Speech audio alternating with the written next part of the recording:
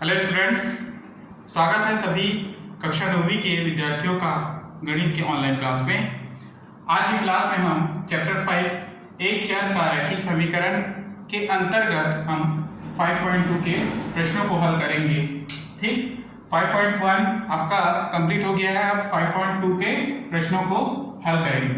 तो question number 1 है, एक त्रिभुज का क्षेत्रफल 36 वर्ग मीटर है और उसके आधार का माप 12 मीटर है, तब उसकी ऊंचाई ज्ञात कीजिए।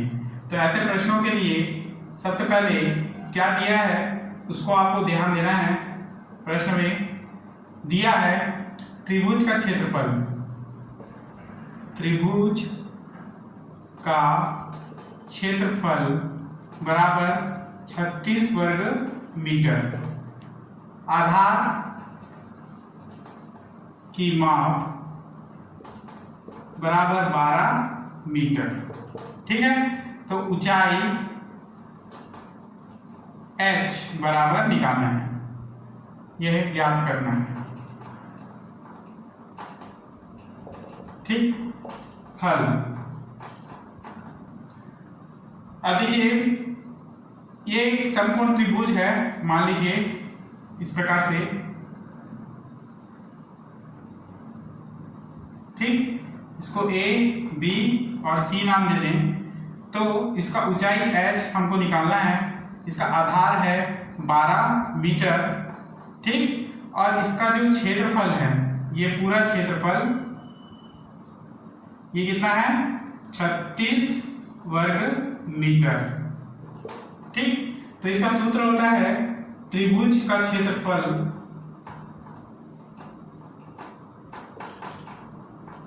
बराबर 1/2 गुणा आधार गुणा ऊंचाई, ये सूत्र है। ठीक, अब इसमें मान रख देते हैं। त्रिभुज का क्षेत्रफल दिया है 36, तो लिखे 36 बराबर 1/2 गुणा आधार का माप है 12 और गुणा ऊंचाई है h। ठीक, तो 2 एकम 2 और 2 छक्के 12। ठीक, 36 बराबर 6h, तो h का वैल्यू क्या होगा, 36/6, 6 छक्का 36, तो h बराबर 6 मीटर। ठीक, त्रिभुज का ऊंचाई कितना होगा, h बराबर 6 मीटर। Next question number 2।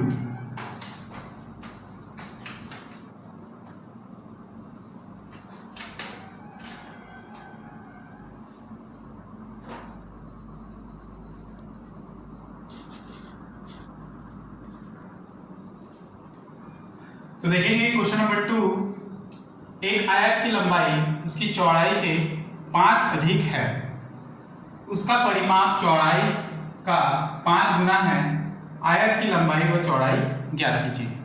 तो आयत की लंबाई चौड़ाई किस सूत्र से ज्ञात किया जा सकता है, आयत के परिमाप के सूत्र से। ठीक है, आयत का परिमाप बराबर होता है 2 गुना लंबाई धन चौड़ाई। तो अगर यदि हमको परिमाप पता है तो उसका लंबाई चौड़ाई ज्ञात किया जा सकता है। ठीक है, तो देखेंगे एक आयत का लंबाई उसका चौड़ाई से 5 अधिक है। माना आयत की लंबाई माने चौड़ाई से 5 अधिक है, तो माना आयत की चौड़ाई x मीटर है। ठीक है, यदि चौड़ाई x मीटर है तो लंबाई चौड़ाई से 5 अधिक है, इसलिए लिखेंगे आयत का लंबाई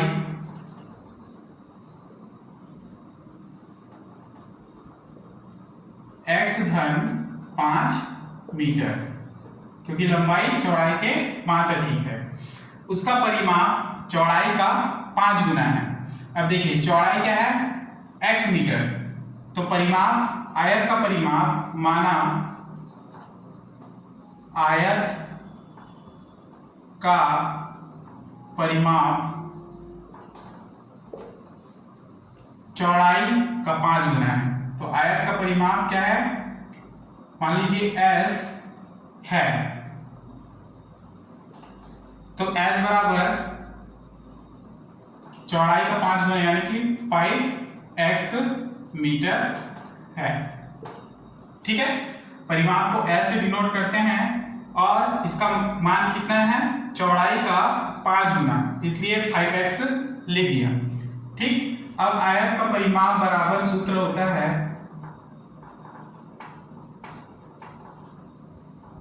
बराबर 2 ब्रैकेट में होगा गुना लंबाई धन चौड़ाई। ठीक है, ब्रैकेट बंद। अब आयत का परिमाप का सूत्र है s। ठीक, 2 लंबाई कितना है, तो लंबाई है x धन 5, चौड़ाई कितना है x। ठीक, और यहाँ पर s बराबर कितना है 5x, तो लिख दीजिए 5x। तो 5x बराबर 2 का अंदर गुणा करें, उससे पहले x प्लस x क्या 2x प्लस 5 हो।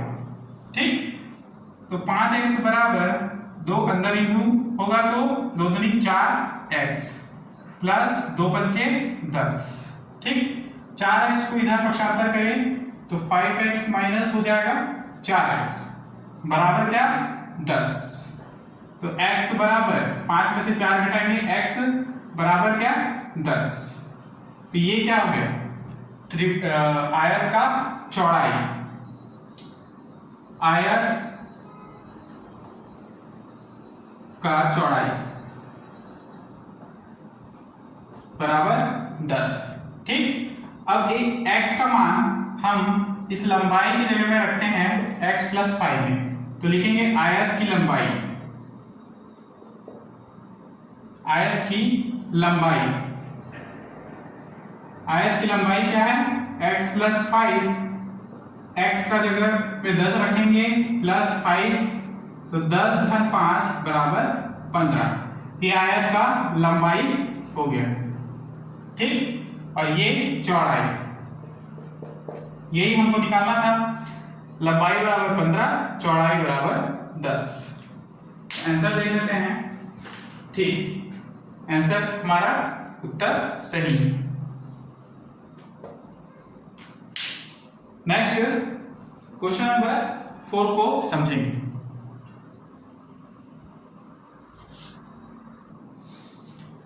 क्वेश्चन नंबर 4 को समझेंगे। 3 क्रमागत विषम पूर्णांक संख्याएं ज्ञात कीजिए।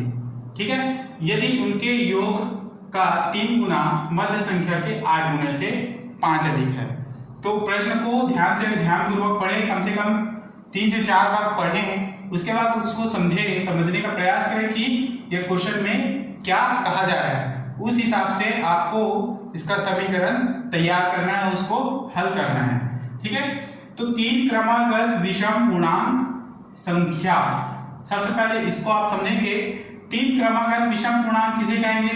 देखिए, विषम संख्याएं तो आपको पता है 1, 3, 5। ठीक है, लेकिन यहाँ पर x का ऐसा मान ज्ञात या मानना है जिसमें हम 1, 2, 3 ऐड करने पर उसका मान जो है 1, 3, 5 के अनुसार ही प्राप्त हो। ठीक है, तो माना प्रथम क्रमागत विषम संख्या x है। ठीक है, तो यदि x में हम 1 रखते हैं तो प्रथम विषम पूर्णांक संख्या क्या होगा 1। द्वितीय क्रमागत विषम संख्या बराबर x धन 2। अब देखिए, यदि x का मान 1 रखते हैं तो 1 + 2 = 3 निकलता है, तो इसलिए ये दूसरा क्रमागत संख्या हो जाएगा। पहला था 1, दूसरा था यहाँ पर 1 रखते हैं तो 1 + 2 यानी कि 3। ठीक है, और तीसरा होगा 5। तो 5 के लिए क्या करेंगे, x + 4 कर देंगे। जब x का मान 1 रखते हैं तो 1 + 4 = 5। तो तीसरा क्रमागत विषम संख्या होगा x प्लस 4। जब x का मान 1 रखते हैं तो 1 प्लस 4 इज इक्वल टू 5 मिलता है। ठीक है, तो ये तीन क्रमागत विषम पूर्णांक संख्याएं हैं। उसके बाद आगे क्या कहा जा रहा है, उनके योग का 3 गुना। देखिए सबसे पहले इन तीनों का योग कर दीजिए, x plus 2 plus x plus 4 का 3 गुना मध्य संख्या के, मध्य संख्या कौन सा है, ये है मध्य संख्या के, यानी कि x प्लस 2 के 8 गुना, है ना, के 8 गुना, यानी इसमें k का मतलब होगा इसका 8 का गुणा कर दिया जाए, गुणे से 5 अधिक है और अधिक की बात कर रहा है इसलिए प्लस 5 कर देंगे, इसमें बीच में बराबर का चिन्ह होगा। क्लियर है? ठीक है, मैंने क्या बताया, इन तीनों का योग का 3 गुना किसके बराबर होगा, मध्य संख्या के 8 गुने से 5 अधिक के बराबर होगा। ठीक है, तो क्या करेंगे, 1x 2x 3x जोड़ दीजिए 3x, फिर 2 और 4 मिलकर हो गए 6 बराबर, यहां पर 8 को अंदर इंटू करें तो 8x धन 8 दूनी 16 धन 5। ठीक, 3 को अंदर इंटू करो, 3 दिया 9x और प्लस करके 3 छक्के 18 बराबर 8x धन 16 और 5 21। क्लियर?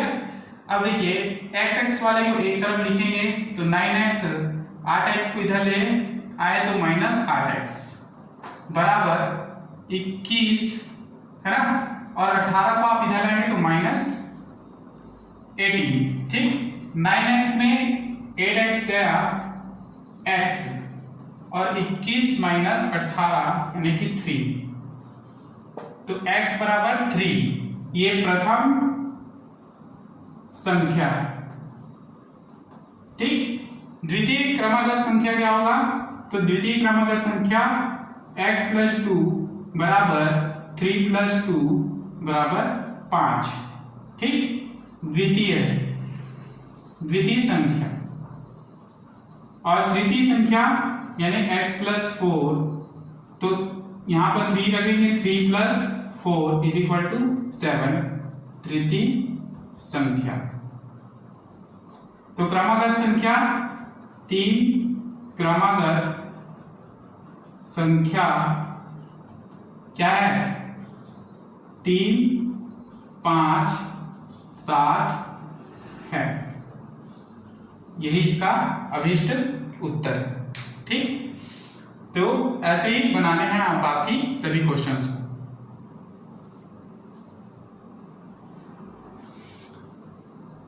ठीक है, तो आज की क्लास में हम क्वेश्चन नंबर 4 तक समझेंगे, बाकी के इसके क्वेश्चंस को हम अगले क्लास में समझेंगे। तब तक के लिए क्लास हम यहीं पर समाप्त करते हैं। धन्यवाद।